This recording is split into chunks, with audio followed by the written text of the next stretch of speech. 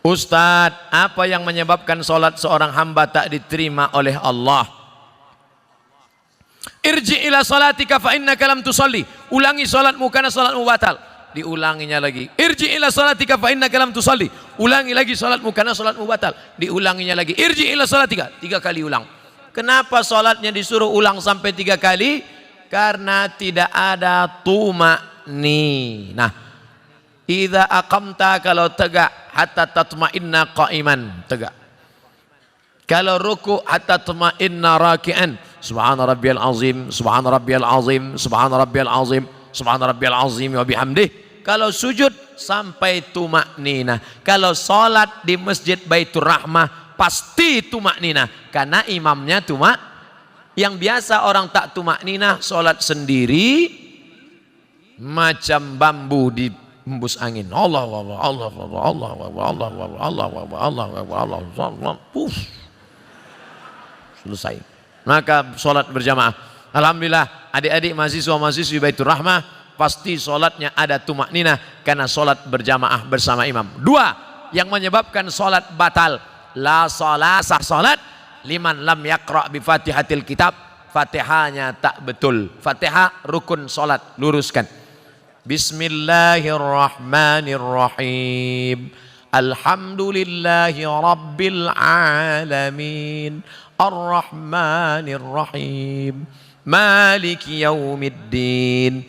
Iyyaka na'budu wa iyyaka nasta'in. Ihdinas siratal mustaqim. Siratal ladzina an'amta 'alaihim ghairil maghdubi 'alaihim waladdallin. Amin. Betulkan Fatihah. Ngaji Iqra. Ngaji Iqra.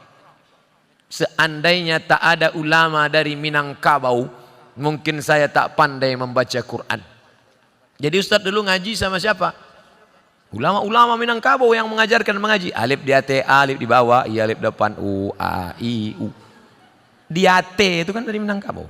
Alif 2 di atas, an, alif 2 di bawah, in, alif 2 di depan, un, an, in, un. Yang tahu berarti udah tua. Anak-anak kini tidak tahu itu lah. Apa guru mengaji nan kini bukan dari Minangkabau tapi dari Yogyakarta. Jenenge sopo? Kiai Haji As'ad Humam. A bataba batata batata batasa basaba. Yang dulu hampir seluruh Sumatera itu guru dari Minangkabau. Alif di atas a, alif 2 di atas an. Mengalir pahalanya. Jangan sampai Fatihah tak betul. Apa kiat hijrah? Bagaimana cara agar kita tetap istiqamah? Yang pertama, selalu pergi ke rumah sakit. Balik dari sini, jangan pulang ke rumah, pergi ke rumah sakit. Nanti kalau security nanya, mau kemana mbak? Mau nengok orang sakit di rumah sakit. Mau ruangan berapa? Sadonan di siko, ingin ambo calia. Saya kalau diajak jamaah, Ustadz ayo kita ke ruang ICU. Datang, tulis dia teh ICU, artinya ICU. Ambo mencaliak waang, waang tak bisa mencaliak ambo. Nampak di sana orang cuci darah, keluar darah dari dalam badan, masuk ke selang, masuk ke mesin, dicuci 5 jam, masuk lagi. Sakitnya berapa? Duitnya berapa? Maka kita yang sehat bersyukur nikmat sehat dengan banyak-banyak beribadah. Tak juga bersyukur nengok orang sakit, pergi ke kubur menengok orang mati. Mim dia tema taya bawati, mati. Tengok bagaimana, apa yang akan dibawa? Tinggal akan dibawa solat. Inna awwala ma yuhasabu bihil abdu yaumal qiyamah. Yang pertama kali dihisab, dihitung hari kiamat, solat. Yang ketiga, buat komunitas. Komunitas alumni Baitur Rahmah. Buat satu contoh sekolah percontohan. Madrasah tahfiz Quran alumni Baitur Rahmah. Anak yatim, uang sekolahnya tanggung. Guru-gurunya. Kalau sudah ada, yang sudah ada itu aja jaga. Alumni-alumni pulang dari sini, buat ikatan alumni, pergi. Cari mana sekolah. Pak Kepala Sekolah, ya. Berapa guru yang belum digaji? Berapa anak yatim yang belum bayar uang sekolah? berapa kursi yang patah, berapa whiteboard yang rusak, berapa papan tulis yang bolong, berapa atap yang perlu diganti. Bapak mau ganti? Enggak, bertanya saya bu. Bantulah, itu yang akan membuat kita istiqomah insyaallah. Saya sebelum datang ke Kota Padang, kami tidak dari Payakumbuh. Padahal kalau dekat dari Pekanbaru dekat Payakumbuh, tapi kami mutar ke Indragiri Hulu, masuk ke Kuantan Singingi. Kenapa? Karena menyalurkan dana untuk mendirikan madrasah ibtidaiyah di suku terasing di dalam hutan. Itulah yang akan menolong di hadapan Allah Subhanahu wa taala. Nah, jadi adik-adik, kawan-kawan, sahabat-sahabat, buat komunitas. Saya banyak ceramah ke tempat-tempat, bertemu dengan komunitas. Ustaz Somad, kami dari komunitas. Apa namanya? Komunitas Jombloan Sejati. Ustaz, kami dari komunitas. Apa namanya? Komunitas Pensiunan Perusahaan Minyak. Oh. Ini apa? Komunitas Mantan Tatu-Tatu. Isinya orang nan batatu saudara. Waduh, tatunya ular kobra. Setelah tua, ketek. Jadi cacing pita. Mantap. Ustadz, kami komunitas. Nama komunitasnya? Komunitas Pejuang Subuh. Tertulis di bawah. Pejuang Subuh. Zuhur ndak tiba. Komunitas Pejuang Subuh. Zuhur kemana? Datang zuhur. Masjid lain Pak Ustadz. Oh. Bagaimana caranya supaya kita tidak tergolong ke istidraj? Oh, kok istidraj itu ngeri. Istidraj iko bahasa singkatnya tasase di jalan nan luri. Banyak orang sesat di jalan berbelok. Tapi ini ndak, sesat di jalan yang lurus. Nampaknya dia lurus, tapi sebenarnya sedang sesat. Na'udzubillah. Banyak hartanya, mewah hidupnya, tapi ternyata sedang dimainkan Allah Ta'ala dengan istidraj. Kita banyak salah sangka.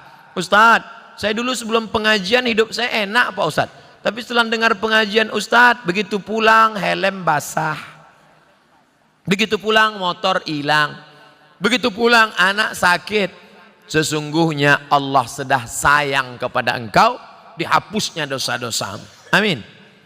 Yang paling mengerikan adalah sholat tak pernah, puasa tak pernah, sedekah tak pernah, tapi hidupnya lancar-lancar saja. Itu namanya istidraj. Tetangga saya Pak Ustadz tak pakai jilbab, sholat tak pernah, puasa tak pernah, hidupnya lancar, rumahnya besar, mobilnya besar, bininya besar. Itu namanya istidraj. Sanastajrijuhum min haitsu la ya'lamun. Kami mainkan mereka dengan istidraj. Kami mainkan mereka karena mereka mempermainkan Allah. Mereka sangka Allah lalai, mereka sangka Allah lupa. Tidak, Allah sedang memainkan engkau dengan istidraj. Jadi caranya biar sadar, introspeksi diri. Mengapa aku begini? Kalau terasa salah, istighfar, mohon ampun kepada Allah Subhanahu wa ta'ala. Semoga Allah mempertemukan kita semua di surga nanti bersama para nabi dan orang soleh. Amin. Sampai saya ke surga, saya tengok surga kosong. Ambo surang saya isi. Ambo tanya malaikat, mana jamaah Baitur Rahmah? Mereka VVIP. Rupanya ambo kelas ekonomi.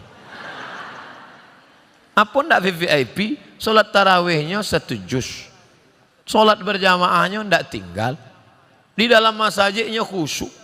Saking kan khusyuknya sampai terlalok. Masjid lain orang kepanasan, jadi tenang, sejuk. Khotib berapi-api, dia berair-air. Mimbarnya tinggi, Masjid Baitur Rahmah Padang, naik ke atas. Hanya saja saya sarankan kalau sholat di Masjid Baitur Rahmah, tolong tatapan matanya supaya ke tempat sujud. Jangan mentengok ke atas, karena di sini kaligrafi banyak. Rancak mana kaligrafi? Khusyuk, jaga. Apa hukum seorang istri yang taat beribadah, rajin puasa, tapi bicara pada suaminya suaranya keras? Memang setelannya begitu. Memang kareh suaranya. Coba periksakan, mungkin jonyo pakak.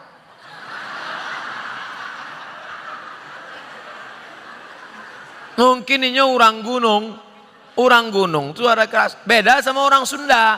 Kalau orang Sunda, Mas, hujan. Orang Sunda kalau ngasih tahu suaminya hujan, lah basah kain baru. Tapi sampai lain enggak, hujan.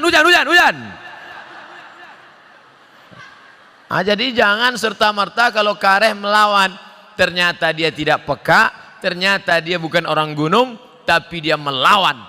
Maka mengatasi istri melawan ada 5 langkah. Yang pertama, fa'izuhun, kasih nasihat. Adinda, come here, sikos sebentar. Janganlah kareh-kareh bersuara. Sakit hati denai. Memang itu setelannya. Fa'izuhun, kasih nasihat tak sempat, tak mempan kasih nasihat.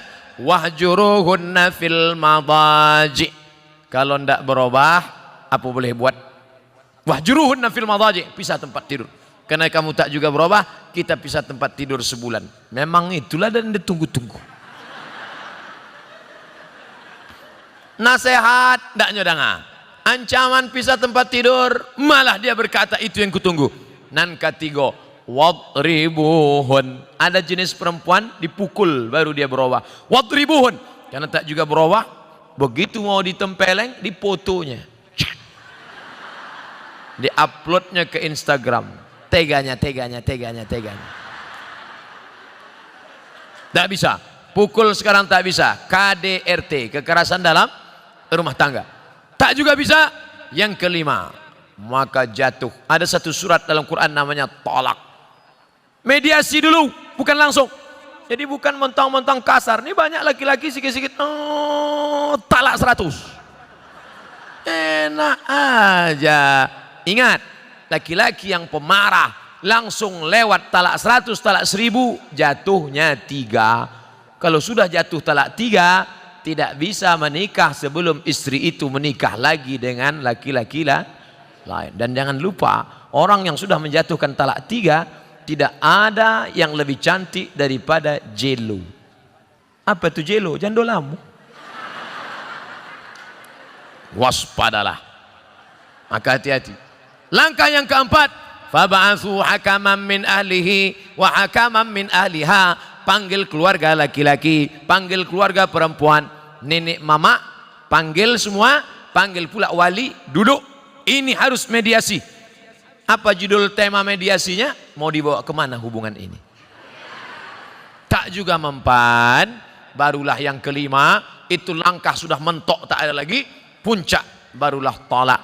Karena kau tak juga berubah, kau melawan, kau emosi, akhirnya jatuh talak 1 pun masih bisa rujuk 3 bulan. Gimana? Sudah jatuh? Alah, macam itu 10 aku dapat. Bulan 1, gimana? Bulan kedua 5 pun dapat. Mulai turun harga. Bulan terakhir aku mau rujuk, masih bisa rujuk. Kalau sampai 3 bulan tidak rujuk, habis, putus. Setelah bulan keempat baru mau rujuk, bisa lagi rujuk, tapi pakai akad baru. Mempelai laki-laki, mempelai perempuan, ada mahar, ada ijab, ada qabul, ada wali, ada saksi 2 orang. Aku nikahkan engkau dengan anakku dengan mahar sebentuk cincin emas tunai sah. Itulah namanya pengantin baru stok lamo.